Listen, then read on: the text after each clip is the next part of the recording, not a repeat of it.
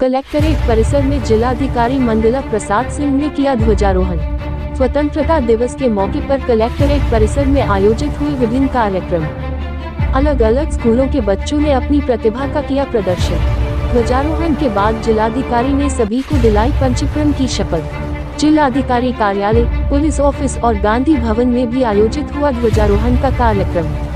गांधी भवन में आबकारी मंत्री नितिन अग्रवाल ने किया ध्वजारोहण। पुलिस अधीक्षक कार्यालय में एसपी राजेश द्विवेदी ने फहराया तिरंगा। जनपद के सभी सरकारी भवनों और विद्यालयों पर फहराया गया तिरंगा। मनाया गया 7 स्वतंत्रता दिवस।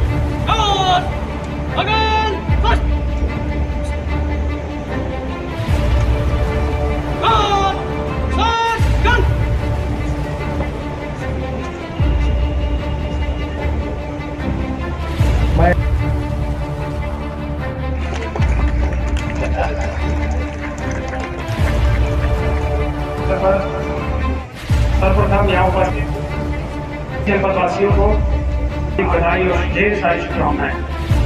और साथ ही आज के इस गौरवमयी अवसर पर मैं अपने जनपद के, अपने देश के उन सभी महान स्वतंत्रता संग्राम सेनानियों और वीर शहीदों के प्रति हार्दिक श्रद्धांजलि अर्पित करता हूँ, उनका नमन करता हूँ जिनके बलिदान के फलस्वरूप हमें देश की आज़ादी प्राप्त हुई है।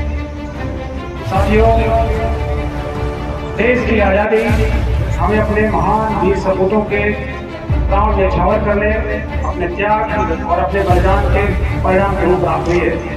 तो सर्वप्रथम हम सभी का कर्तव्य बनता है कि अपने जनपद के, अपने प्रदेश के, अपने देश के उन महान वीर सेनानियों और वीर सपूतों के प्रति उनका नमन करें, उनका वंदन करें जिन्होंने हमें आज़ादी दिलाई है।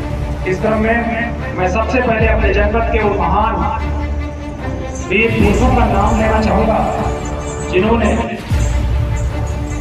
दास्ता से मुक्त कराने के लिए अपना न्यौछावर कर दिया सब कुछ। सबसे पहले मैं राजा नरपत सिंह का नाम लेना चाहूँगा, रुइयागढ़ी के जो उस समय शासक हुआ करते थे। आपको पता है 1858 में उन्होंने अंग्रेजों से लोहा लेते हुए अपना सब कुछ न्यौछावर कर दिया, लेकिन अंग्रेजों के छक्के छुड़ा दिए। दूसरा नाम जयदेव कपूर साहब का है। 17 साल की उम्र में, इतनी कम उम्र में उन्होंने क्या कुछ नहीं झेला। दिल्ली असम्बली कांड में, जैसा कि आप अवगत होंगे, दिल्ली असम्बली कांड में उन्हें आजीवन कारावास की सजा हुई और आजीवन कारावास की सजा के बाद उन्हें काला पानी अंडमान निकोबार द्वीप समूह भेज दिया गया और वो तब छूटे जब हमारा देश आजाद हो पाया। और तीसरी सबसे महत्वपूर्ण घटना 1932 में घटी थी सिमरिया में, जो हरपालपुर थाना क्षेत्र में है। वहाँ नरसंहार हुआ, मिनी जलियांवाला बाग हत्याकांड भी कहा जाता है। और कसूर क्या था हमारे देशवासियों का? जो पशु बाजार मेला वाला स्थल था, वहाँ लोग खड़े होकर अपने देश को आजाद कराने के लिए संकल्प ले रहे थे। लेकिन उस समय की ब्रिटिश हुकूमत ने उन सब पर बिना किसी चेतावनी के, बिना कोई सूचना दिए, बिना किसी और कार्रवाई के सीधे गोलाबारी करा दी और सैकड़ों निहत्थे भारतीय मारे गए, शहीद हो गए और बहुत सारी डेड बॉडीज बाद में नदियों में तैरती हुई मिली, यानी उन्हें फेंक दिया गया। वैसे में हमारे जनपद के वीर पुरुष, महान स्वतंत्रता संग्राम सेनानी, जिन्होंने इस देश को आजाद कराने के लिए अपना तन मन धन सब कुछ अर्पण कर दिया। वही सबसे पहले महान स्वतंत्रता संग्राम सेनानियों ने दिलाई है।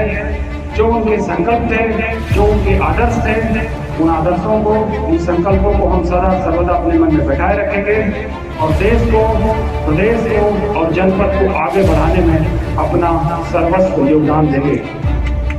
मुझे उम्मीद है कि हम लोग दैनंदिन अपने नैतिक दायित्वों का निर्वहन वैसे ही करेंगे जैसा कि हमारे महान स्वतंत्रता संग्राम सेनानियों ने सोचा था और जो सपना उनका था, उस सपने को साकार करने के लिए हम लोग निरंतर अपने कर्म को, अपने देश को और अपने प्रदेश को आगे बढ़ाने में सब कुछ देते रहे, अपना सर्वस्व योगदान देते रहे।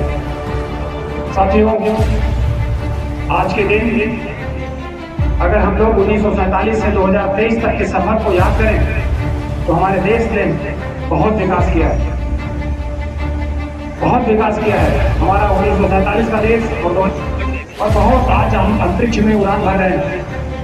हमारा इंफ्रास्ट्रक्चर डेवलप हुआ है। हमारी इकोनॉमी जो 1947 में निर्धनतम गरीब परिवारों में थी, निर्धनतम गरीब देशों में हुआ करती थी, आज हम दुनिया की 5वीं सबसे बड़ी अर्थव्यवस्था है। हमारा प्रदेश आने वाले समय में $1 ट्रिलियन इकोनॉमी की व्यवस्था बनाने के लिए अग्रगण्य है। तो आइए ऐसे अवसर पर हम लोग संकल्प लें, शपथ लें कि हम लोग अपने प्रदेश को, अपने जनपद को और अपने देश को आगे। तुम कहाँ यार चले आए बीच में?